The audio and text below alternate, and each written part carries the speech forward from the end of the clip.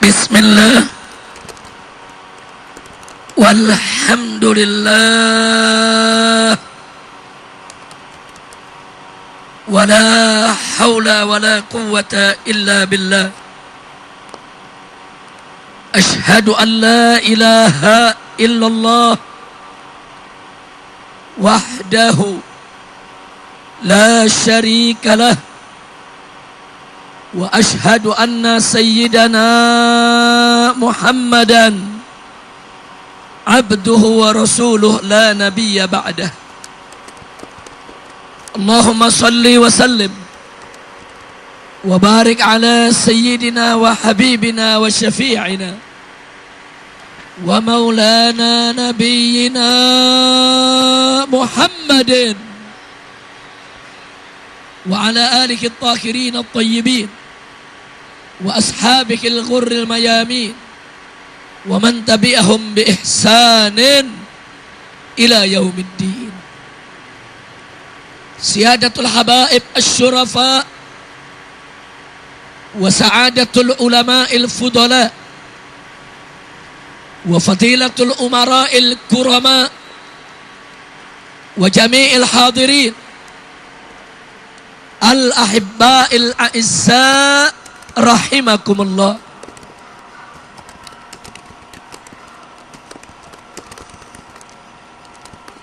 Usikum jami'an wa nafsi bittaqwallah wa bi ta'ati Rasulillah sallallahu alaihi wasallam. Fa nas'alullah subhanahu wa ta'ala an yahdiyana ila siratikal mustaqim wa yaj'alana minal muttaqin wa yudkhilana jannatahu jannatan na'im bihaqqi sayyidil mursalin walhamdulillahi rabbil alamin. Taqabbalallahu minna wa minkum fataqabbal ya karim. Kepada para alim ulama, para tuan-tuan guru, para tengku, para haji yang sama kita hormati dan kita muliakan, dan selalu kita doakan semoga segenap ulama kita senantiasa mendapatkan kekuatan istiqamah di jalan Allah, diberkahi setiap langkah perjuangan dakwahnya, diberikan kemenangan dari dunia hingga akhiratnya. Amin ya rabbal alamin. Kemudian tidak lupa salam penghormatan ini kita sampaikan juga kepada segenap jajaran umara, aparatur pemerintah sipil TNI maupun Polri-nya, dan kita doakan agar segenap umara kita, agar segenap pemimpin kita senantiasa mendapatkan limpahan taufik dan hidayah sehingga menjadi pemimpin yang beriman dan bertakwa, yang taat kepada Allah dan Rasul-Nya, yang cinta kepada negeri dan rakyatnya, serta selalu dalam bimbingan Allah untuk menuju baldatun thayyibatun wa rabbun ghafur. Amin ya rabbal alamin. Selanjutnya, secara khusus salam penghormatan ini kita sampaikan kepada segenap jajaran panitia yang telah bekerja keras untuk mensukseskan acara ini, dan juga seluruh pihak yang telah ikut membantu kelancaran acara ini. Kita doakan mereka semua agar mendapatkan ganjaran yang berlipat ganda dari Allah subhanahu wa ta'ala, dimudahkan segala urusannya, dilapangkan segala kesempitannya.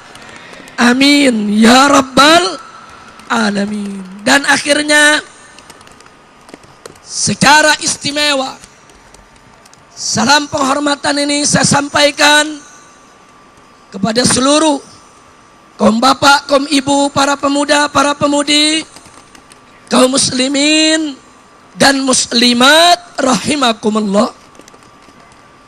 Kita sama berharap mudah-mudahan kumpulnya kita di tempat ini pada malam hari yang berbahagia ini akan menjadi penyebab turunnya rahmat dan barakah, sehingga tidak kita pulang dari tempat ini kecuali dosa kita diampuni oleh Allah, kesalahan kita dimaafkan, ilmu kita ditambah, akhlak kita dimuliakan, penyakit kita disembuhkan, kesulitan kita dimudahkan, rumah tangga kita diharmoniskan, rizki kita dimurahkan, nafkah kita diberkahi, dan kita mendapatkan keturunan yang solehin dan solehat, serta bahagia dari dunia hingga akhirat. Amin ya rabbal alamin. Ahibail kiram, pada kesempatan malam hari ini, saudara, sebagaimana sama kita ketahui, 12 tahun yang lalu di Aceh ini mendapat musibah dari Allah Subhanahu wa ta'ala.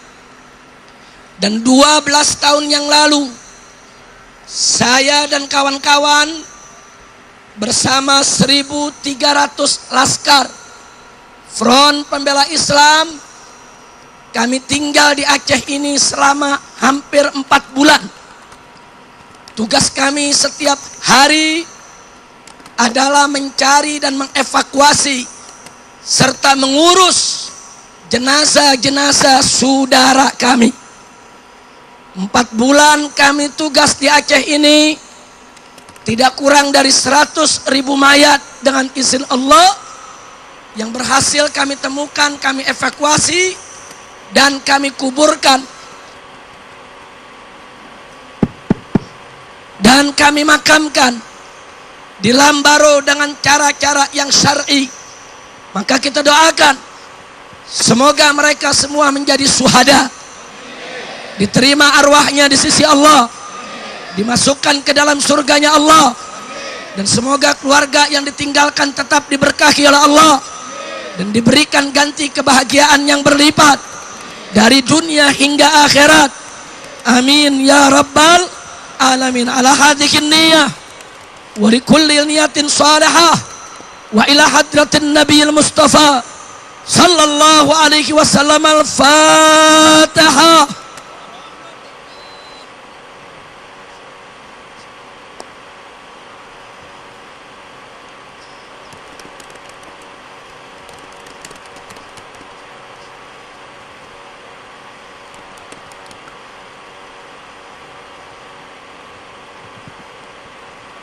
Taqabbalallahu minna wa minkum fataqabbal ya karim.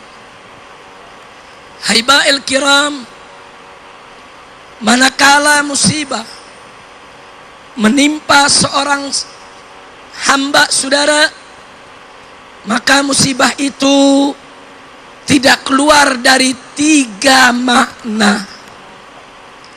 Yang pertama, manakala musibah tersebut mengenai orang yang beriman kepada Allah, menimpa orang yang bertakwa kepada Allah, menimpa orang yang takut kepada Allah, maka musibah tersebut tidak lain dan tidak bukan merupakan mihnah, merupakan imtihan, merupakan ujian bagi yang bersangkutan saudara. Itulah musibah yang menimpa para anbiya, para rasul, para aulia, para atqiya. Saudara, semakin tinggi ketakwaan seseorang kepada Allah, maka saudara, ujiannya akan lebih besar. Untuk apa hamba-hamba yang bertakwa tersebut diuji oleh Allah? Saudara, tidak lain dan tidak bukan adalah liraf'i darajatihim indallah, untuk meninggikan derajat mereka di sisi Allah.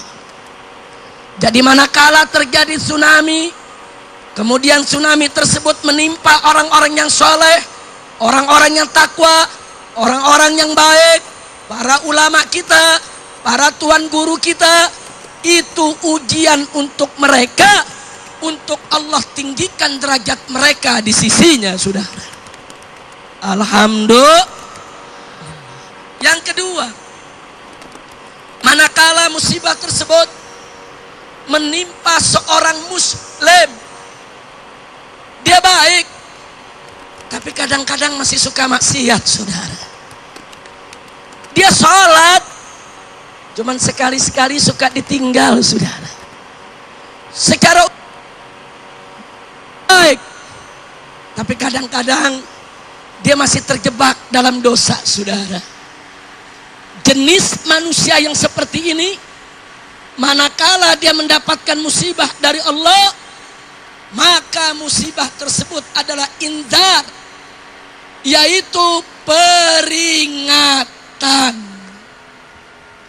Untuk apa diberikan peringatan oleh Allah? Pertama, saudara, agar yang bersangkutan segera bertobat kembali ke jalan Allah. Dan yang kedua, begitu dia bertobat kembali ke jalan Allah, itu akan menjadi pensuci dirinya dari dosa yang pernah dilakukannya, saudara. Ternyata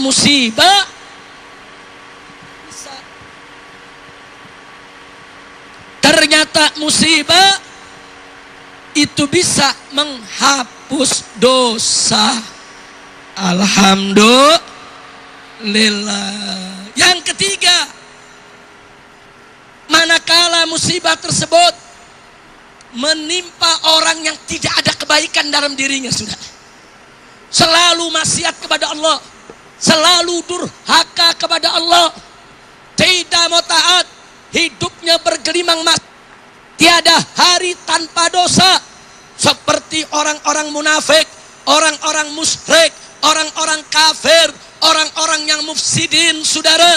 Maka manakala musibah mengenai mereka, itu merupakan azab, siksa dari Allah subhanahu wa ta'ala. Jadi kalau kita mau tahu, manakala musibah menimpa kita, kita mau tahu ini ujian atau peringatan atau azab, maka periksa diri kita masing-masing, saudara. Kalau kita termasuk golongan yang sholihin, masuk golongan atqiya, masuk golongan asfiya, maka itu merupakan ujian tentunya. Tapi kalau kita termasuk golongan muslim yang baik, tapi kadang-kadang masih suka berbuat maksiat, sekali-kali masih suka berbuat munkar, maka saudara ketahuilah, kalau itu merupakan peringatan buat kita, agar kita tidak mengulanginya, supaya kita segera bertobat, sehingga dosa kita diampuni oleh Allah subhanahu wa ta'ala. Tapi hati-hati, jika kita termasuk golongan yang ketiga, yang tidak ada kebaikan sedikit pun dalam diri kita, selalu maksiat, selalu berbuat dosa, selalu durhaka, ketahuilah bahwa musibah tersebut azab dari Allah menimpa kita, saudara. Masih untung kalau kita masih dipanjangkan umur oleh Allah, sehingga kita masih punya kesempatan untuk bertaubat, untuk memperbaiki diri. Tapi bagaimana nasib kita manakala kita bergelimang maksiat, bergelimang dosa, musibah datang mencabut kita punya nyawa, mati dalam keadaan su'ul khatimah. Na'udzubillah min dzalik. Makanya lucu, ada preman, tahu preman? Orang Aceh bilang apa? Gangster. Tahu gangster? Tahu gangster? Tahu preman? Ada preman sholat nggak pernah, puasa nggak pernah, tiap hari main judi, tiap hari minum minuman keras. Tahu-tahu dapat musibah. Begitu dapat musibah kita tanya, kenapa Anda? Apa dijawab? Iya, saya lagi diuji nih sama Allah. Iya. Preman diuji, dari mana datangnya? Sombong betul tuh preman, saudara. Ulama saja, aulia saja, atqiya saja, saudara, ambiya saja, kalau dapat musibah dari Allah takut, saudara. Takut kalau itu bukan ujian, takut kalau itu peringatan, bahkan takut kalau itu murka Allah, saudara. Berapa banyak ambiya yang menangis, berapa banyak rasul yang menangis tatkala mendapatkan musibah, mereka introspeksi diri, takut kalau itu murka Allah, saudara. Ada ada preman dosa banyak, dapat musibah, lagi diuji nih sama Allah. Pala lu bomenyan. Kacau tidak? Ayo saya tanya, preman macam itu ada tidak? Ada tidak? Ada tidak? Mana orangnya? Jangan. Kita kalau banyak dosa, kalau dapat musibah, harus takut kepada Allah. Betul?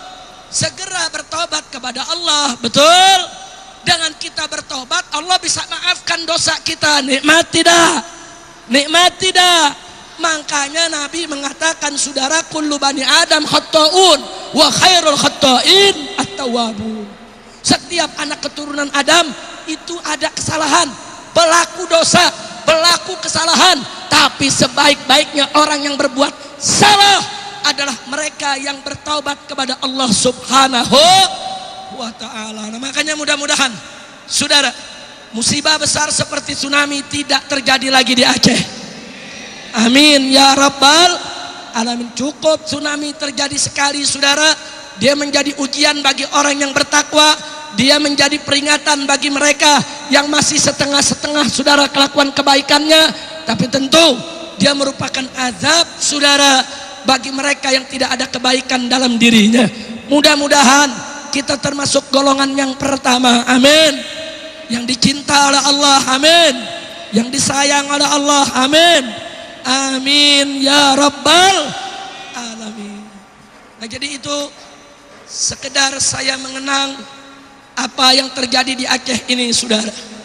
4 bulan saya tinggal di Aceh, 4 bulan saya tidur di makam pahlawan, malam tidur di kuburan, selimut nggak punya, pakai kantong mayat.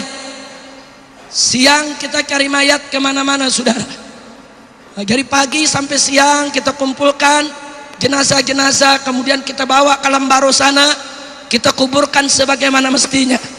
Bukan itu saja saudara, tapi banyak hal-hal lain yang kami mendapatkan pelajaran dari Aceh ini.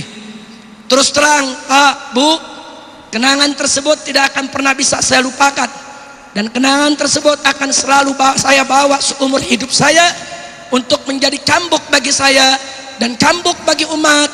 Jangan sekali-kali menantang kekuasaan Allah Subhanahu wa ta'ala. Tidak akan pernah ada satu kekuatan pun yang akan mampu untuk menantang kekuatan Allah. Betul? Ayo saya mau tanya di sini, siapa yang maha besar? Siapa yang maha kuasa? Siapa yang maha kuat? Siapa yang maha agung? Takbir! Takbir! Takbir! Allahu Akbar!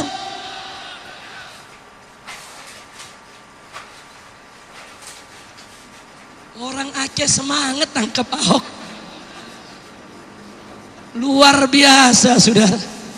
Doakan mudah-mudahan kita menang semua. Amin ya rabbal alamin. Nah saudara, ini ngomongnya Ahok melulu sih.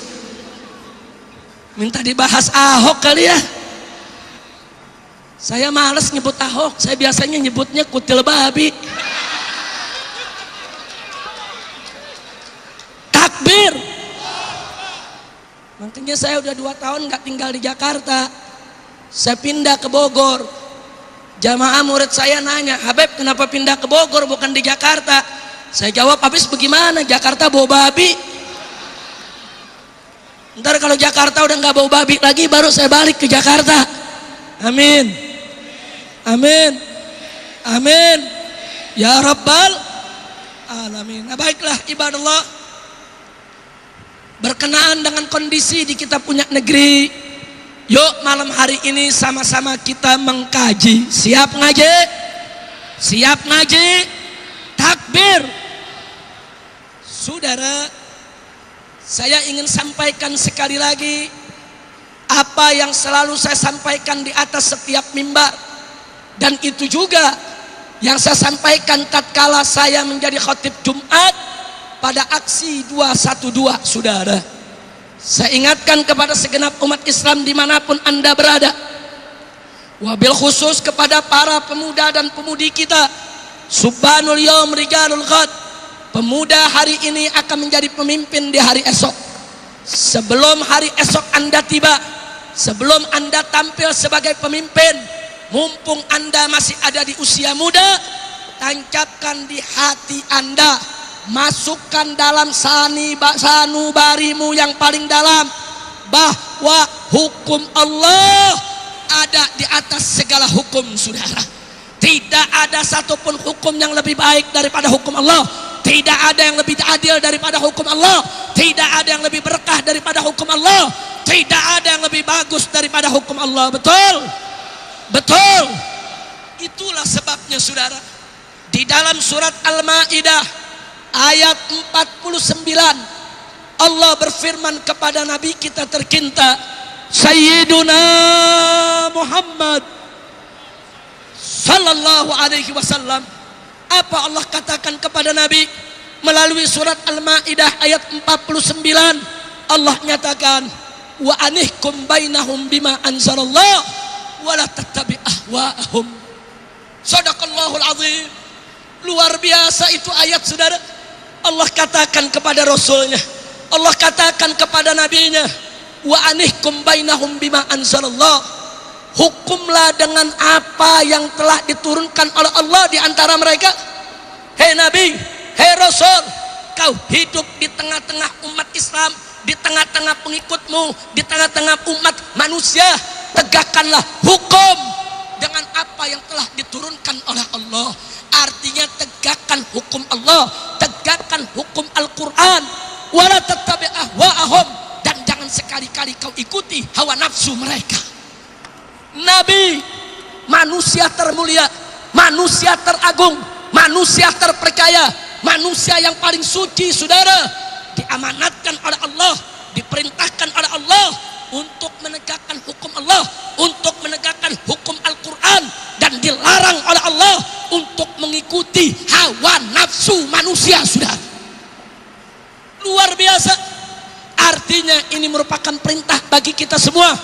Wajib kita menegakkan hukum Allah, wajib kita menegakkan hukum Al-Quran, wajib kita menegakkan apa yang telah ditetapkan oleh Allah dan Rasulnya. Betul? Betul? Maka itu saya tanya semua, siap tegakkan hukum Allah, siap tegakkan hukum Al-Quran, siap tegakkan hukum Islam? Takbir, takbir. Berikutnya, saudara, pada surat Al-Maidah ayat 50, saudara, Allah sindir. Siapa yang disindir oleh Allah, ditegur keras, saudara? Orang-orang yang tidak mau menegakkan hukum Allah, orang-orang yang nggak mau menegakkan hukum Al-Quran, orang-orang yang nggak mau menegakkan hukum Islam. Apa kata Allah kepada mereka? Afa hukmal jahiliyah yabghun? Apa mereka menghendaki hukum jahiliyah? Apa mereka mau menerapkan aturan jahiliyah? Apa mereka ingin menjalankan daripada kehidupan jahiliyah? Kemudian Allah nyatakan, waman ahsanu minallahi hukma. Siapa yang lebih bagus hukumnya daripada hukum Allah? Al-istifham lizajar, bukan disoal. Ayat ini, dalam ayat ini kalimat bertanyanya bukan buat nanya, tapi kalimat bertanyanya adalah untuk memberikan peringatan keras. Artinya, saudara, tidak ada satupun yang hukumnya lebih baik daripada hukum Allah. Bagi siapa? Liqaumi yuqinun, bagi orang yang yakin, beriman, percaya kepada Allah. Subhanallah. Allah sindir, umat Islam, jangan coba-coba kalian mengikuti hawa nafsu orang-orang yang tidak mau tunduk kepada hukum Allah. Mereka yang gak mau tunduk kepada hukum Allah, mereka hanya ingin mengikuti aturan jahiliyah, hukum jahiliyah yang bisa mengundang murka Allah subhanahu wa ta'ala, saudara. Maka itu Allah tutup ayat tersebut, saudara, waman ahsanu minallahi hukma liqaumi yuqinun. Tidak ada satupun yang hukumnya lebih baik daripada hukum Allah, saudara, bagi mereka yang beriman, punya keyakinan kepada Allah. Begitu saya mau tanya di sini semuanya, saudara. Saya mau tanya, apa ada hukum lebih baik daripada hukum Allah? Jawab yang kompak, ada tidak? Yakin? Percaya? Beriman? Apa ada hukum lebih adil daripada hukum Allah? Apa ada hukum lebih berkah dari hukum Allah? Apa ada hukum lebih baik dari hukum Allah? Apa ada hukum lebih manfaat daripada hukum Allah?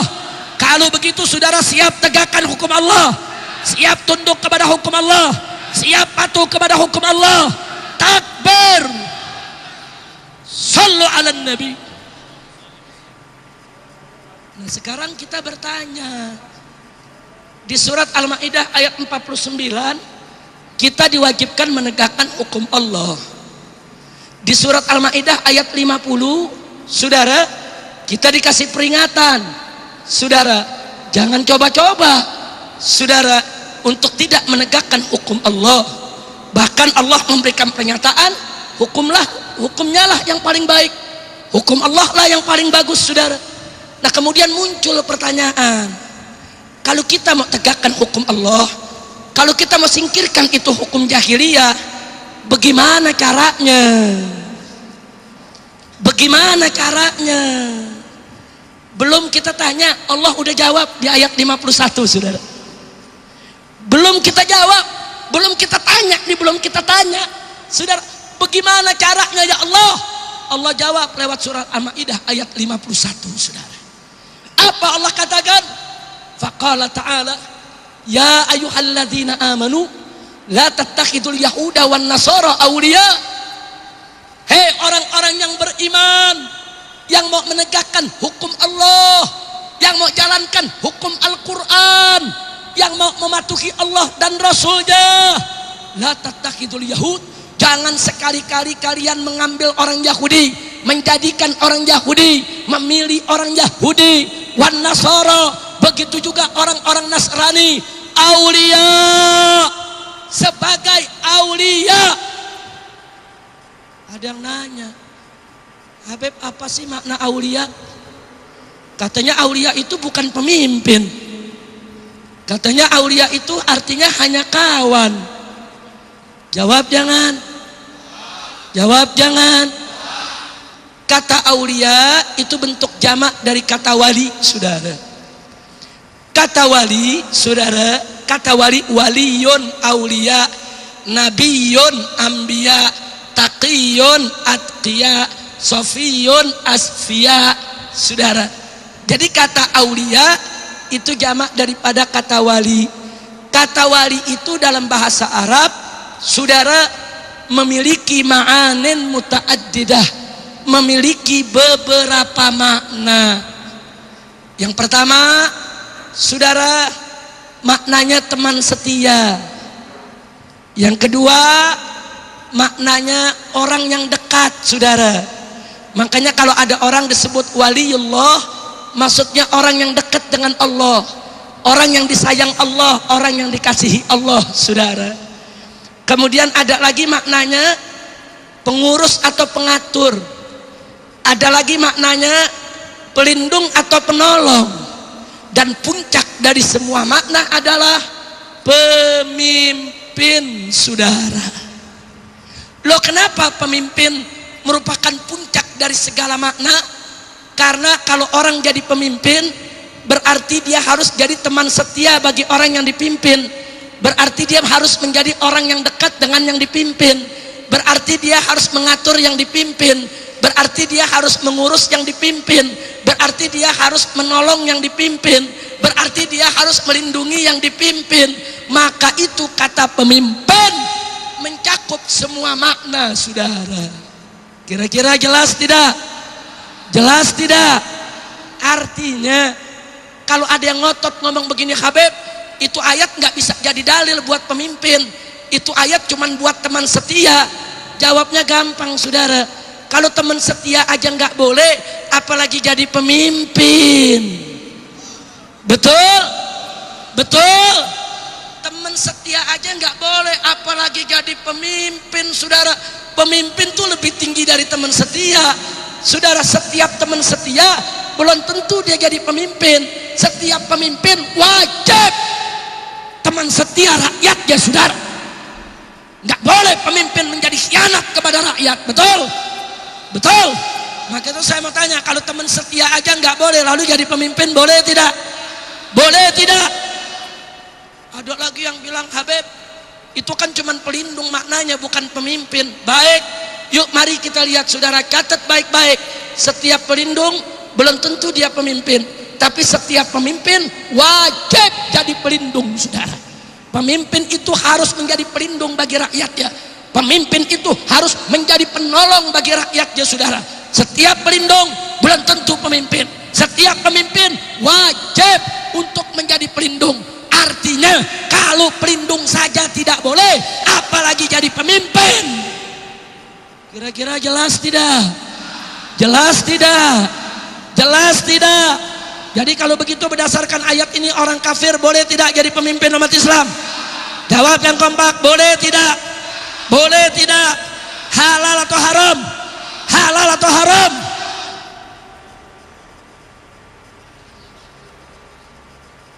Ada yang nanya lagi saudara, kenapa sih haram? Apa sebabnya? Belum kita tanya, Allah jawab, ba'duhum awliya'u ba'din. Sebagian mereka merupakan pelindung, penolong, pemimpin bagi sebagian yang lainnya. Isyaratun ilahiyah. Ini merupakan isyarat dari Allah bahwa orang kafir kalau sudah jadi pemimpin, dia hanya akan melindungi golongannya, dia hanya akan melindungi kelompoknya, dia hanya akan melindungi kepentingan saudara daripada kaumnya. Saudara, enggak sampai di situ. Di ayat yang lain Allah berfirman, faqala ta'ala, walan yaj'alallahu lil kafirina 'alal mu'minina sabila. Allah tidak menjadikan bagi orang-orang kafir jalan, satu jalan pun untuk menguasai, mengerjai orang-orang yang beriman saudara. Satu jalan saja enggak boleh kita buka buat orang kafir ngerjai kita. Satu jalan saja enggak boleh kita berikan kepada orang kafir untuk menguasai kita. Kalau satu jalan aja enggak boleh kita buka, apalagi semua jalan. Ketahuilah saudara, begitu orang kafir kita jadikan pemimpin kita, maka berarti kita sudah serahkan semua jalan buat dia saudara. Dia bisa kerjai kita kapan saja. Dia kerjai melalui peraturan, melalui perundang-undangan, melalui kebijakan saudara, yang dia akan kerjai umat Islam sesuka hatinya saudara. Pantes orang kafir nggak dikasih jadi pemimpin buat orang beriman. Kira-kira jelas tidak? Jelas tidak? Jelas? Betul? Ada orang Islam tetap ngotot mau angkat orang kafir jadi pemimpin. Ada tidak? Ada tidak? Yuk sekarang kita lanjutkan di ayat masih di ayat yang sama. Apa Allah nyatakan? Wa may yatawallahum minkum fa innahu minhum. Luar biasa kata Allah. Wa may yatawallahum minkum, barang siapa di antara kalian, hai umat Islam, hai orang yang beriman, ada yang mengangkat mereka menjadi pemimpin, saudara, apa kata Allah? Fa innahu minhum, maka orang tersebut termasuk golongan mereka. Insyaallah. Jadi kalau ada muslim memilih Yahudi jadi pemimpin, berarti dia termasuk golongan Yahudi. Kalau ada orang muslim memilih orang Nasrani jadi pemimpin, berarti dia termasuk golongan Kira-kira jelas tidak? Nah sekarang saya mau tanya, kalau ada orang muslim memilih babi jadi pemimpin, maka berarti dia termasuk golongan. Jadi kalau ada RT setuju orang kafir jadi pemimpin, namanya RT. Ada RW setuju, saudara, orang kafir jadi pemimpin, RW. Ada lurah setuju kafir jadi pemimpin, lurah. Ada camat setuju orang kafir jadi pemimpin, camat. Ada gubernur setuju orang kafir jadi pemimpin, gubernur. Ada menteri setuju orang kafir jadi pemimpin, menteri. Ada tentara setuju orang kafir jadi pemimpin, tentara. Ada polisi setuju orang kafir jadi pemimpin, polisi. Ada presiden melantik, saudara. Ada presiden melantik babi babi jadi pemimpin, presiden.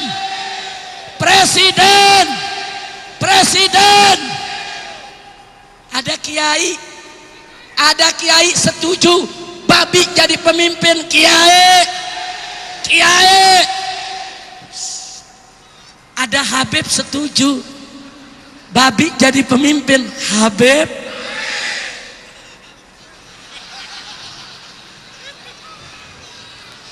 Udahlah ceramahnya sampai di sini saja, Tengku Bolkah ini. Ya bukan jauh-jauh dari Jakarta datang Habib babi. Masya Allah, ini yang duduk di depan kelewatan nih. Loh kenapa kelewatan, Beb? Tadi saya ngomong kencang, saudara. Tentara setuju babi jadi pemimpin tentara. Suara saya kencang, betul? Dia jawabnya pelan, babi. Takut ditangkap. Begitu saya bilang presiden, kencang suara saya. Presiden yang melantik babi jadi pemimpin, presiden. Suaranya sambil lirik kanan kiri, babi. Takbir. Giliran saya tanya pelan, nanyanya pelan. Habib yang setuju babi jadi pemimpin, Habib kencang jawabnya, babi. Lu giliran ngatain Habib babi, berani lo. Insya Allah, kacau tidak. Nah, tapi di sini para tuan guru, para tengku, para Habib, para sayyid jangan tersinggung. Sengaja saya sebut kiai, tuan guru, Habib supaya adil. Betul? Pertama supaya adil, kedua supaya selesai acara saya nggak ditangkap polisi. Loh kok begitu, Beb? Kalau saya nggak sebut kiai, saya nggak sebut Habib, turun dari sini ditangkap sama polisi. Nanti polisi bilang, Pak Habib datang dulu ke kantor Polres. Wah, ada apa Pak? Habib sudah menghina pejabat. Wah, dari RT sampai presiden semua dikatakan babi. Wah, takbir. Ya saya nggak bisa mengelak, saudara, kalau ditangkap. Tapi kalau saya sebut kiai sama Habib, saya bisa protes. Habib, ayo, Habib sudah menghina pejabat. Loh kenapa Pak? Tadi Habib bilang menteri, tentara, polisi, presiden semua kalau dukung babi jadi pemimpin adalah babi. Saya bilang, lah kan kiai sama Habib gue sebut juga. Betul. Takbir. Adil tidak? Jadi saudara, kalau saya mengatakan babi jangan dibilang Habib kasar. Saya enggak kasar. Allah yang berfirman, wa may yatawallahu minkum fa innahu minhum. Itu firman siapa? Allah yang kasih tahu kita, barang siapa yang mengangkat mereka jadi pemimpin, maka dia termasuk golongan mereka. Ayo jawab semua, saya mau tanya. Kalau ada muslim mengangkat Yahudi jadi pemimpin, berarti termasuk golongan Yahudi. Termasuk golongan. Kalau ada muslim mengangkat Nasrani jadi pemimpin, berarti termasuk golongan termasuk golongan. Kalau ada muslim mengangkat babi jadi pemimpin, termasuk golongan. Ada dalil gak? Ada. Jadi jangan bilang Habib kasar. Bukan kasar, kita nyampein apa adanya. Betul. Saya diprotes lagi. Kalau ada Habib, ada kiai membacakan surat Al-Maidah 51 di khutbah Jumat atau dalam masjid, dalam majelis, apa dibilang? Oh, Habib ini mempolitisasi masjid. Ada gak yang ngomong begitu? Mulutnya bau jigong. Ayo saya mau tanya semua, surat Al-Maidah ayat 51 firman siapa? Jawab yang kompak, firman siapa? Kalam siapa? Kalau begitu boleh gak dibaca di masjid? Boleh gak dibaca di khutbah? Boleh gak dibahas di majelis taklim? Boleh gak dibahas di menasa? Boleh gak dibaca di daya? Boleh gak disampaikan dalam tablik akbar? Boleh tidak? Masa dibilang mempolitisasi majelis? Lu ngomong beduk yang nggak bisa jawab. Betul? Takbir. Nah bukan kalau ngomong sama Habib, sama Tengku, sama Kiai, kita colok matanya.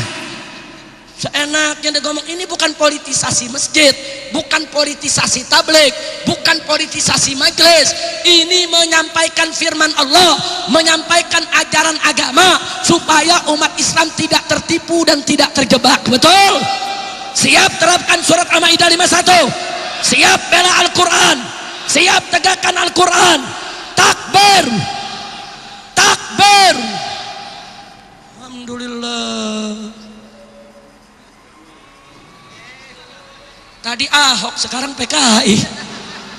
Lu banyak bener pesenannya lo. Ya bukan, kalau semua dibahas ceramahnya sampai subuh. Masya Allah. Lanjut, lanjut, lanjut. Takbir.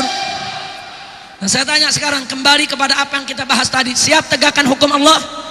Siap tegakkan hukum Al-Quran? Baik. Tancapkan baik-baik bahwa ayat suci akan selalu ada di atas ayat konstitusi. Betul? Mana lebih tinggi, konstitusi atau ayat suci? Mana lebih tinggi, konstitusi atau Al-Quran? Yakin? Percaya? Betul? Saudara, kenapa ayat suci lebih tinggi dari ayat konstitusi? Sebab ayat suci adalah wahyu ilahi yang tidak boleh diganti, tidak boleh direvisi, harga mati yang harus ditaati. Saudara, betul? Betul? Sedangkan ayat konstitusi, saudara, itu hasil produk akal manusia, hasil pemikiran saudara, sehingga tidak boleh bertentangan dengan ayat suci. Ajaran Islam jelas, manakala konstitusi sejalan dengan ayat suci, tidak bertentangan dengan Al-Quran dan hadis Nabi, tidak bertentangan dengan hukum Allah dan Rasulnya, tidak bertentangan dengan syariat Islam, maka kita sebagai warga negara yang baik wajib tunduk patuh taat kepada konstitusi. Betul? Betul? Tapi manakala ayat konstitusi bertentangan dengan ayat suci, saudara, bertentangan dengan Al-Quran dan hadis Nabi, bertentangan dengan hukum Allah dan Rasulnya, bertentangan dengan syariat Islam, maka haram untuk kita taati, saudara. Haram. Nabi bersabda dalam hadisnya, saudara, la ta'ata li makhlukin fi maksiatil khaliq, innamat ta'atu fil ma'ruf. Tidak ada ketaatan kepada makhluk yang manapun untuk maksiat kepada Allah sang Khalik, sang pencipta, saudara. Enggak boleh. Kenapa? Innamat ta'atu fil ma'ruf. Sesungguhnya ketaatan itu hanya berlaku dalam kemakrufan, saudara. Enggak boleh kita taat kepada makhluk yang manapun. Anak wajib taat kepada kedua orang tuanya selama kedua orang tuanya mengajak taat kepada Allah. Tapi manakala kedua orang tuanya mengajak maksiat kepada Allah, maka si anak haram untuk mentaati kedua orang tua, saudara. Murid wajib untuk taat kepada gurunya, saudara. Wajib selama si guru mengajak taat kepada Allah. Tapi manakala si guru, saudara, mengajak si murid pada Allah, saudara, haram si murid untuk mentaati gurunya, saudara. Istri wajib untuk taat kepada suaminya, saudara, selama suaminya mengajak taat kepada Allah. Tapi manakala suaminya mengajak maksiat kepada Allah, haram si istri untuk mentaatinya, saudara. Rakyat wajib untuk taat kepada umara, saudara. Kepada pejabat, kepada pemerintah wajib selama pemerintah mengajak rakyatnya untuk taat kepada Allah. Tapi manakala Pemerintah mengajak rakyatnya maksiat kepada Allah, haram untuk kita taati, saudara. Haram. Kira-kira jelas tidak? Jelas tidak? Jelas tidak? Siap tegakkan Al-Quran, siap tegakkan hukum Allah. Takbir. Al-Quran mengharamkan minuman keras, betul? Betul? Tahu-tahu Presiden dan DPR RI di Jakarta membolehkan minuman keras untuk diperjualbelikan di mana-mana. Saya mau tanya, saudara, mau ikut Presiden atau ikut Allah? Mau ikut DPR atau ikut Allah? Saya mau tanya sekali lagi, saudara, mau ikut Presiden atau ikut Allah? Ikut DPR atau ikut Allah? Betul. Takbir.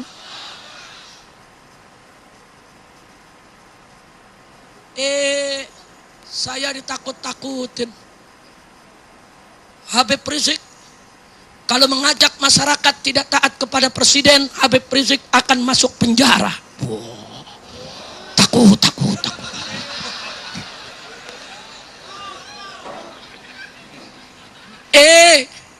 Pejabat jangan nakutin Tengku, jangan nakutin guru, jangan nakuti Habib dengan penjara. Justru Habib menakutin Presiden dengan neraka. Loh, kok bisa begitu? Hei Presiden, hei Menteri, hei Gubernur, hei pejabat, jika kau membuat peraturan, membuat undang-undang yang menentang Allah, kau akan masuk neraka. Betul. Betul. Takbir. Saya mau tanya, melawan Allah tempatnya di mana? Menentang Allah tempatnya di mana? Nggak mau tunduk kepada Allah tempatnya di mana? Betul? Yakin? Takbir. Aku nakutin Habib termasuk penjara. Lu masuk neraka, goblok. Kira-kira jelas tidak? Sekarang saya mau tanya, saudara, penjara dan neraka sakit mana? Pedih mana? Seram mana? Betul? Yakin? Neraka teramat pedih, sakit. Kalau penjara, ya kita dapat makan gratis. Sehari 3 kali. Makan pagi, siang, malam. Kok Habib tahu? Kan pengalaman. Masya Allah. Saya masuk penjara, enak makan, bini nggak masak lagi. Gratis, saudara. Mau makan gratis? Mau? Masuk penjara.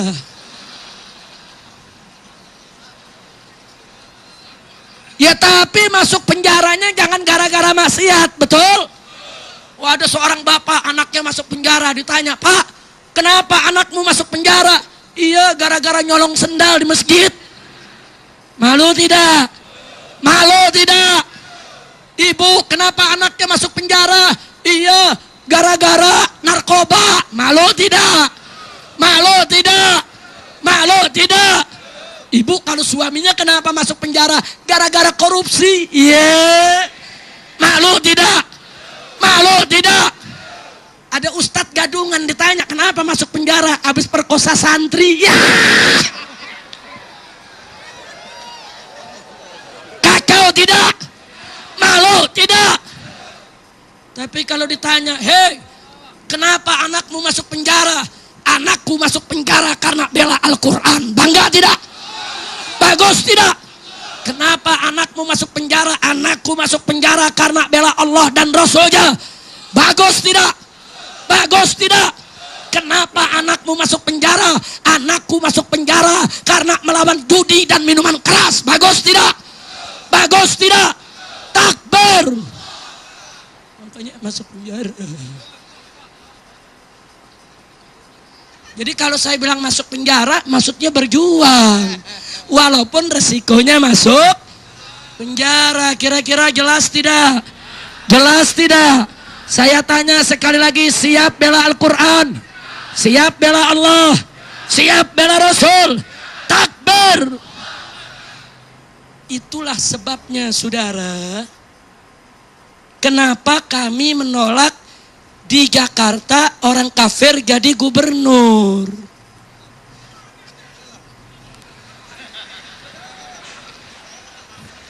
Enak betul tuh suara sama di Aceh. Kan Aceh kakaknya. Iya, ini Aceh ini saudara kakaknya bangsa Indonesia, betul? Betul? Julukannya Serambi Mekah, betul? Julukannya Darussalam, betul? Islam pertama kali masuk ke Nusantara melalui Aceh, saudara. Jadi jangan lupa itu, saudara. Dan Aceh nggak pernah kalah perang lawan penjajah, betul? Betul? Dulu di zaman penjajahan bagi orang Aceh tiada hari tanpa jihad, betul? Betul? Takbir! Takbir! Nah, jadi saudara sekarang yuk mari kita lihat. Kenapa kami menolak orang kafir jadi pemimpin, saudara? Bukan karena sara, bukan karena intoleran, bukan karena anti Bhinneka Tunggal Ika, bukan karena anti Pancasila, bukan, tapi karena Allah Tuhan kami melarang. Kalau Allah tidak larang, saudara, kami nggak nolak. Ini Allah yang melarang, Allah yang mengharamkan. Ini yang jadi persoalan. Terus saya ditanya, ya tapi Habib, ini kan Indonesia ini bukan negara Islam. Habib nggak bisa dong maksain Al-Quran harus diterapkan. Saya jawab, iya, Indonesia memang bukan negara Islam, tapi kan Indonesia juga bukan negara setan. Betul? Betul? Loh, saya bisa buktikan, saudara. Pancasila sila pertama bunyinya ketuhanan yang maha. Ayo semua, apa bunyinya? Ketuhanan yang maha. Sekarang saya mau tanya, Tuhan yang Maha Esa itu siapa? Tuhan yang Maha Esa itu siapa? Tuhan yang Maha Esa itu siapa? Takbir. Jadi saudara, artinya kalau ketuhanan yang Maha Esa menjadi dasar negara, berarti Indonesia berdasarkan tauhid ketuhanan yang Maha Esa. Artinya Indonesia berdiri atas dasar la ilaha illallah. Saudara, tunggu dulu. Indonesia memang bukan negara Islam, tapi segala perbuatan yang bertentangan dengan nilai-nilai luhur ketuhanan yang Maha Esa nggak boleh diizinkan di Indonesia, saudara. Nggak boleh. Satu, ada pemikiran bertentangan dengan ketuhanan yang Maha Esa, seperti pemikiran ateis, seperti pemikiran komunis yang tidak mengakui adanya Tuhan. Saya tanya saudara, sejalan tidak dengan nilai ketuhanan yang Maha Esa? Sejalan tidak? Sejalan tidak? Kalau begitu di Indonesia boleh diizinkan tidak? Boleh diizinkan tidak? Harus dilarang, saudara. Begitu juga saya mau tanya, pelacuran sesuai tidak dengan nilai luhur ketuhanan yang Maha Esa? Ayo, pelacuran sesuai tidak? Perjudian sesuai tidak? Korupsi sesuai tidak? Apapun yang tidak sesuai dengan nilai luhur hukum Tuhan yang Maha Esa, yaitu hukum Allah, tidak boleh ada di Republik ini, saudara. Dan ini konstitusional. Saya diprotes sama kawan-kawan di DPR, saudara. Anggota DPR galak bener, saudara. Apa kata anggota DPR? FPI, kalian harus tahu diri ya. Indonesia ini bukan negara Islam. Ini FPI dikit-dikit minta pabrik minuman keras ditutup, minta tempat pelacuran ditutup, minta tempat perjudian ditutup. Ini haram, itu nggak boleh. FPI mesti tahu diri, ini bukan negara Islam.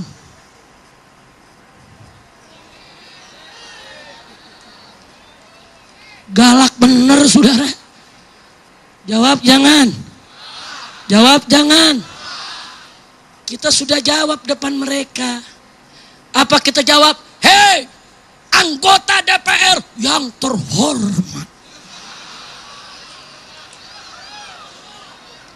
Takbir. Indonesia ini memang bukan negara Islam, tapi Indonesia berketuhanan. Betul? Jadi kalau kalian, hai anggota DPR, tetap ngotot ingin melegalkan judi, melegalkan minuman keras, melokalisasi pelacuran, maka ganti dulu sila pertama Pancasila dari ketuhanan yang Maha Esa menjadi kesetanan yang luar biasa. Betul? Betul? Karena nggak bisa dong Pancasila satu, ketuhanan yang Maha Esa, lonte di mana-mana. Kacau tidak? Kacau tidak? Mestinya Pancasila satu, ketuhanan yang Maha Esa, judi tidak ada, arak tidak ada, pelacuran tidak ada. Betul? Takbir. Enggak, anggota DPR nggak bisa jawab.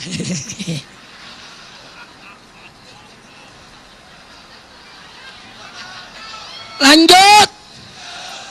Ada lagi pejabat yang kurang ajar, saudara. Hus, lu mau bakar-bakar lagi lu? Lu kira jagung? Lanjut. Lanjut. Ada pejabat ngomong begini, saudara. Habib Rizik, pertama dia pura-pura puji FPI.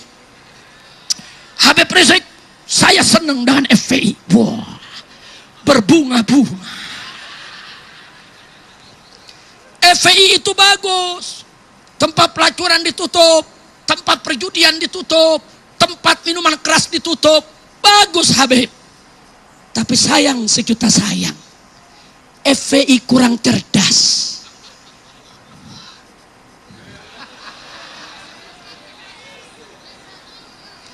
Kurang cerdas. Saya tanya, kurang cerdasnya di mana? Apa dia bilang?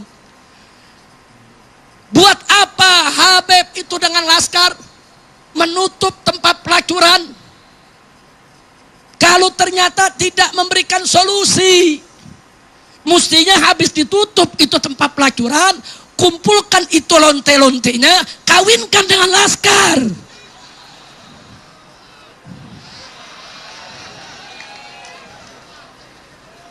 Bener juga. Supaya nggak jadi lonte lagi. Atau Habib, kalau sudah tutup tempat pelacuran, kumpulkan itu pelacur, dididik dong, diberikan keterampilan, ajarkan mereka menjahit, ajarkan mereka itu memasak, ajarkan mereka itu berdagang. Setelah dididik, diajarkan, berikan modal supaya dia punya usaha yang halal di kemudian hari. Begitu dong, baru FPI cerdas.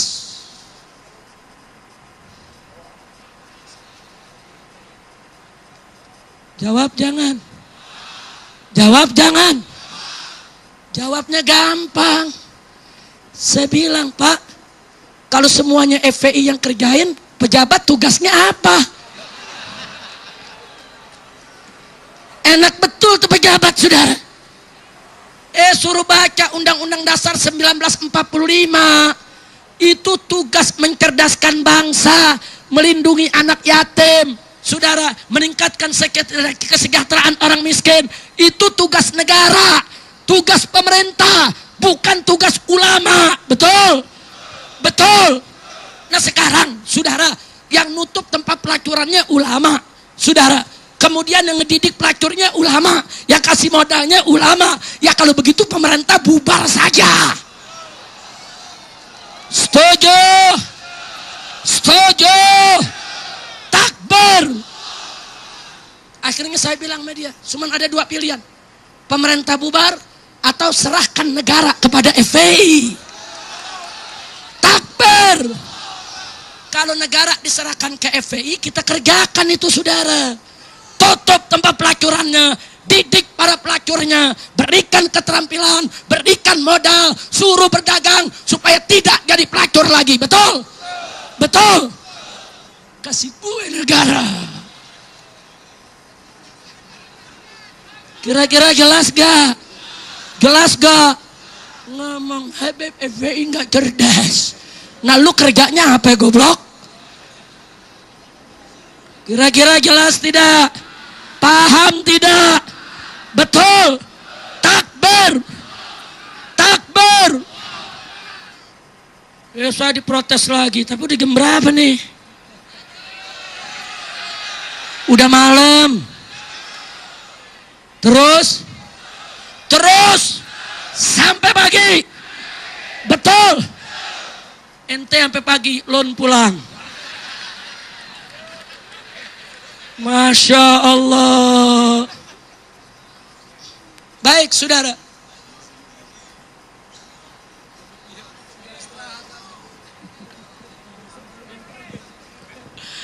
Lanjut. Suruh lanjut Kiai.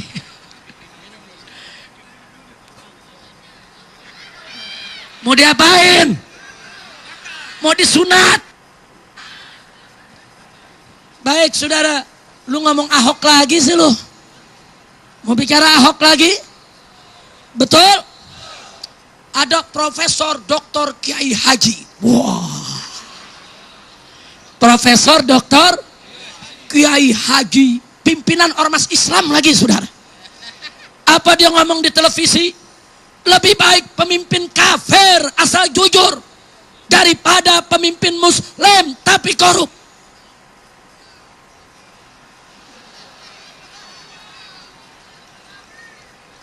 Jawab jangan.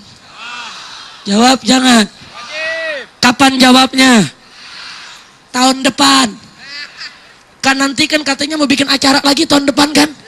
Tahun depan lagi dah. Udah capek. Lanjut. Mau tahu jawabannya? Panjang. Nggak apa-apa. Betul. Baik, saya persingkat aja. Ada 3 jawaban saudara.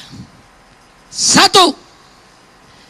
Pernyataan seperti tadi merupakan pernyataan yang sangat berbahaya.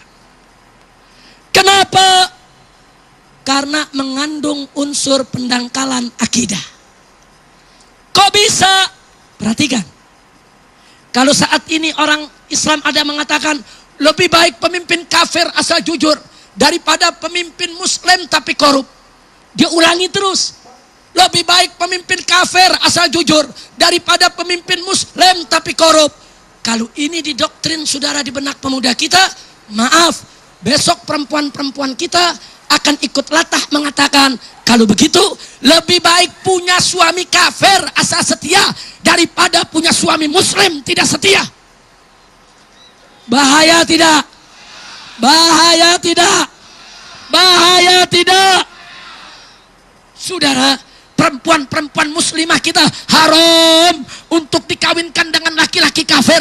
Haram, saudara, walaupun dia setia, walaupun dia kaya. Ini bukan urusan setia atau tidak setia. Ini bukan urusan kaya atau miskin. Ini urusan hukum Allah. Perempuan muslimah haram kawin dengan laki-laki kafir, saudara. Kira-kira jelas tidak? Jelas tidak? Ada yang lebih berbahaya. Kalau anak-anak muda kita mengatakan lebih baik pemimpin kafir asal jujur daripada pemimpin muslim tapi korup. Saudara, besok anak muda kita akan mengatakan kalau begitu lebih baik jadi orang kafir asal kaya daripada jadi orang muslim tapi miskin. Saya tanya, bahaya tidak? Bahaya tidak? Bahaya tidak? Ini bukan soal miskin atau kaya, saudara. Ini persoalan akidah, saudara. Nggak boleh akidah dijual, nggak boleh akidah dirontokkan, saudara. Maka itu saya tanya, kalau gitu pertanyaan lebih baik pemimpin kafir asal jujur daripada pemimpin muslim tapi korup, bahaya tidak? Bahaya tidak? Kalau begitu terima atau tolak? Biarkan atau lawan? Takbir. Yang kedua, saudara, yuk mari kita lihat. Itu pernyataan seperti tadi, lebih baik pemimpin kafir asal jujur, cerdas, rajin daripada pemimpin muslim tapi korup, bodoh, pemalas. Saudara, pernyataan ini sangat berbahaya karena mengandung, saudara, mengandung pembodohan umat. Kenapa bisa pembodohan umat? Saudara, ini kalimat nggak mungkin keluar kecuali dari orang kafir yang bugut, yang hikit, saudara, yang benci kepada Islam, atau dari orang munafik yang khianat kepada Islam. Nggak keluar itu kalimat, saudara. Kenapa? Mari kita lihat, saudara. Dia katakan lebih baik pemimpin kafir asal jujur, adil, cerdas, rajin, cerdas. Buat si kafir, dia kasih sifat yang bagus-bagus, saudara. Lebih baik pemimpin kafir jujur, cerdas, rajin. Buat si kafir, dikasih sifat bagus-bagus, jujur, cerdas, rajin, daripada pemimpin muslim tapi korup, bodoh, pemalas. Giliran buat si muslim dikasih sifat yang jelek-jelek, saudara. Bodoh lah, korup lah, pemalas lah, kurang ajar. Dan saudara, kalimat ini berbahaya. Kenapa? Dia ingin memberikan kesan kepada masyarakat, kepada publik, seolah-olah pemimpin kafir bagus semua, seolah-olah pemimpin muslim jelek semua, kurang ajar. Maka itu saya mau tanya semua, jawab yang kompak, saudara. Pemimpin muslim di negeri kita yang bagus banyak tidak? Jawab yang kompak. Pejabat yang baik banyak tidak? Yang jujur banyak tidak? Yang cerdas banyak tidak? Yang rajin banyak tidak? Yang bersih banyak tidak? Takbir. Nah sekarang saya mau tanya lagi, saudara, pejabat kafir yang bejat banyak tidak? Jawab yang kompak. Pejabat kafir yang bejat banyak tidak? Yang korup banyak tidak? Yang kotor banyak tidak? Yang bodoh banyak tidak? Kalau dia cinta Islam, saudara, kenapa dia tidak mengatakan lebih baik pemimpin muslim jujur daripada pemimpin kafir korup? Kenapa dia nggak bicara begitu, saudara? Kenapa dibalik? Kenapa lebih baik pemimpin kafir asal jujur daripada pemimpin muslim tapi korup? Ini penghinaan untuk Islam. Ini penghinaan untuk umat Islam. Saya tidak ridho untuk menerimanya, saudara. Betul? Maka itu saya mau tanya, saudara, kalimat tadi berbahaya tidak? Terima atau tolak? Terima atau tolak? Biarkan atau lawan? Takbir. Yang ketiga, saudara, kalau orang mengatakan lebih baik pemimpin kafir asal jujur daripada pemimpin muslim tapi korup, berarti dia sudah melakukan perbandingan antara pemimpin kafir yang jujur dengan pemimpin muslim yang korup. Saudara, dalam dunia akademik itu perbandingan itu ada tata caranya. Dalam bahasa Arab disebut manhajul muqaranah. Ada apa, saudara? Ada metodologi perbandingan, saudara. Metodologi komparasi. Salah satu syaratnya, kalau kita ingin membandingkan dua perkara, saudara, syaratnya harus seimbang. Nggak boleh nggak seimbang, saudara. Saya kasih contoh. Boleh kasih contoh? Boleh kasih contoh? Baik. Di Aceh ada kopi, saudara. Betul? Di Jakarta juga ada kopi, saudara. Saya minum kopi Aceh, saya minum kopi Jakarta. Kemudian saya ambil kesimpulan. Setelah saya rasakan, ternyata kopi Aceh lebih lezat daripada kopi Jakarta. Itu perbandingan sehat. Kenapa sehat? Karena seimbang. Kenapa seimbang? Sebab kopi lawan kopi, saudara. Kira-kira jelas tidak? Jelas tidak? Jelas tidak? Boleh kasih contoh lagi? Di Medan ada duren, saudara. Manis rasanya. Di Jakarta juga ada duren. Manis rasanya. Saya kikipi. Setelah dikicipi saya ambil kesimpulan.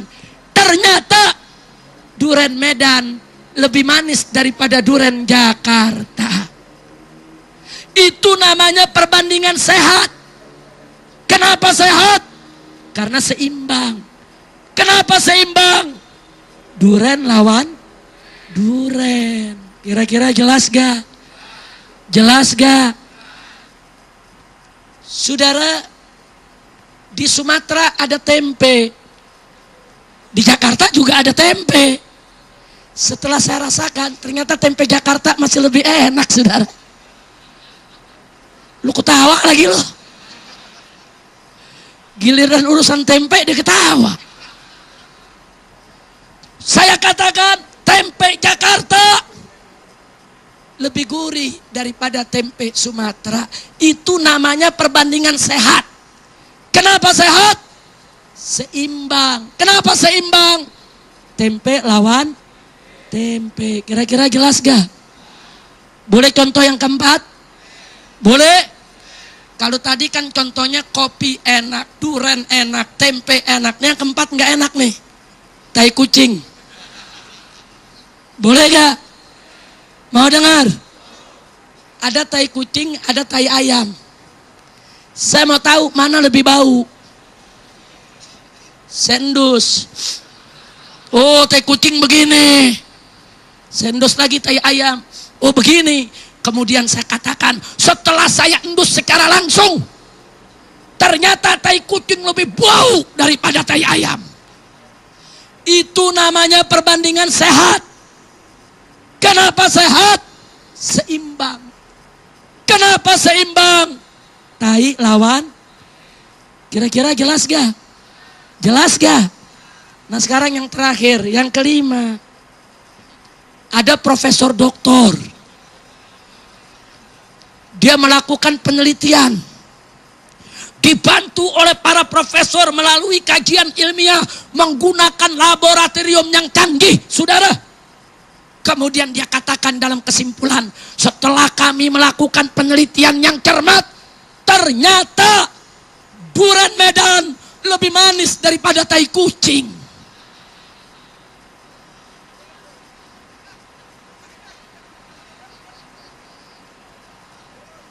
Saya mau tanya, ini pinter apa goblok?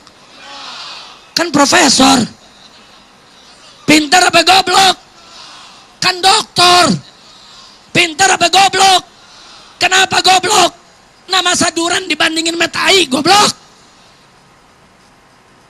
Orang kalau duren dibandingin metai nggak usah jadi profesor doktor, betul? Betul. Anak kecil, anak kampung juga ngerti, betul? Betul. Lu profesor bukan? Bukan. Tapi paham kan kalau duren jangan dibandingin metai kan? Yang bukan profesor ngerti, yang profesor nggak paham. Kacau tidak? Kacau tidak? Kacau tidak?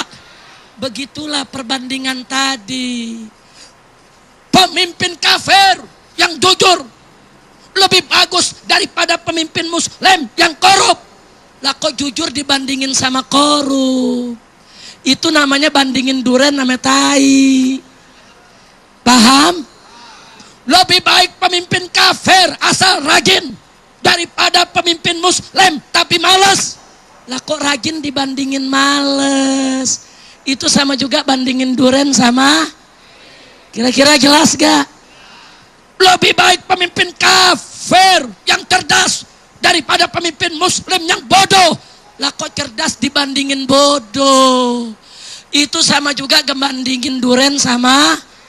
Kira-kira jelas tidak? Jelas tidak? Orang kalau perbandingan seimbang, maaf saudara, sebetulnya muslim nggak bisa dibandingin sama kafir, saudara. Nggak bisa, mana mungkin iman dibandingkan dengan kekafiran, saudara.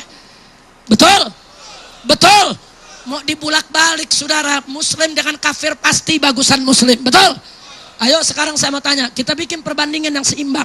Andai kata muslim sama kafir masih boleh dibandingkan, ayo mari kita lihat saudara. Saya mau tanya, ada pemimpin kafir jujur, ada pemimpin muslim jujur, mana lebih baik? Jawab yang kompak, mana lebih baik? Mana lebih baik? Ada pemimpin kafir cerdas, ada pemimpin muslim cerdas, mana lebih baik? Mana lebih baik? Ada pemimpin kafir rajin, ada pemimpin muslim rajin, mana lebih baik? Mana lebih baik? Begitu dong bikin perbandingan. Rajin lawan rajin, cerdas lawan cerdas, pinter lawan pinter, tai lawan. Saya mau tanya, ada orang Islam jadi maling, bagus atau jelek? Jawab yang kompak, bagus atau jelek? Bagus atau jelek? Orang Islam jadi maling, bagus atau jelek? Orang kafir jadi maling, bagus apa jelek? Mana lebih jelek? Mana lebih jelek? Sampai dalam persoalan permalingan, ternyata kafir nggak bisa nandingi muslim, saudara. Tapi jangan saya ngomong begini, ada maling yang hadir merasa, weh saya dibelain Habib. Saya nggak bela maling, betul? Maling muslim jelek, maling kafir lebih. Kira-kira jelas tidak? Kira-kira jelas tidak? Jadi yang mengatakan lebih baik pemimpin kafir jujur daripada pemimpin muslim korup, ngawur tidak? Ngawur tidak? Pintar atau goblok? Yakin? Yakin? Takbir! Alhamdulillah. Luar biasa masyarakat Aceh, saudara. Saya cuma ngomong sedikit dijawab, ngomong sedikit dijawab. Kok pinter-pinter sih? Ada profesor doktor belajar 20 tahun gak pinter-pinter. Inna lillahi wa inna ilaihi raji'un. Nah karena itu saudara, walau bagaimanapun juga di Indonesia nggak boleh umat Islam dipimpin oleh orang kafir, betul? Maka itu saya mau tanya saudara, siap jaga Indonesia? Siap jaga Indonesia? Siap rebut Indonesia? Takbir! Sekarang saya mau tanya semua, kalau besok ternyata Ahok dibebaskan saudara, Anda mau apa? Mau apa? Mau apa? Yakin? Betul? Ada dua pilihan, perhatikan. Mau aksi damai atau revolusi? Mau aksi super damai atau revolusi? Mau aksi hiper damai atau revolusi? Siap revolusi? Siap revolusi? Kalau saya undang ke Jakarta, siap revolusi? Siap juga revolusi di daerah? Takbir! Takbir! Ayo sekarang saya mau ajak semuanya, yang siap revolusi berdiri semua saudara. Ayo yang siap revolusi berdiri. Berdiri. Siap revolusi. Siap revolusi. Al-Quran imam kami. Al-Quran pedoman kami. Al-Quran petunjuk kami. Al-Quran satukan kami semua. Al-Quran imam kami. Terus pedoman kami. Al-Quran petunjuk kami. Al-Quran satukan kami. Aksi bela Islam. Aksi bela Islam. Aksi bela Islam. Allah Allahu Akbar. Aksi bela Islam. Aksi bela Islam. Aksi bela Islam. Allah Allahu Akbar. Tangan semua. Allahu Akbar. Allahu Akbar. Allahu Akbar. Allahu Akbar. Allahu Akbar. Allahu Akbar. Allahu Akbar. Allahu Akbar. Sekali lagi. Al-Quran imam kami. Al-Quran pedoman kami. Al-Quran petunjuk kami. Al-Quran satukan kami. Al-Quran imam kami. Al-Quran pedoman kami. Al-Quran petunjuk kami. Al-Quran satukan kami. Aksi bela Islam. Aksi bela Islam. Aksi bela Islam. Allah Allahu Akbar. Aksi bela Islam. Aksi bela Islam. Aksi bela Islam. Allah Allahu Akbar. Allahu Akbar. Allahu Akbar semua. Allahu Akbar. Allahu Akbar. Allahu Akbar. Allahu Akbar. Allahu Akbar. Allahu Akbar. Takbir. Allahu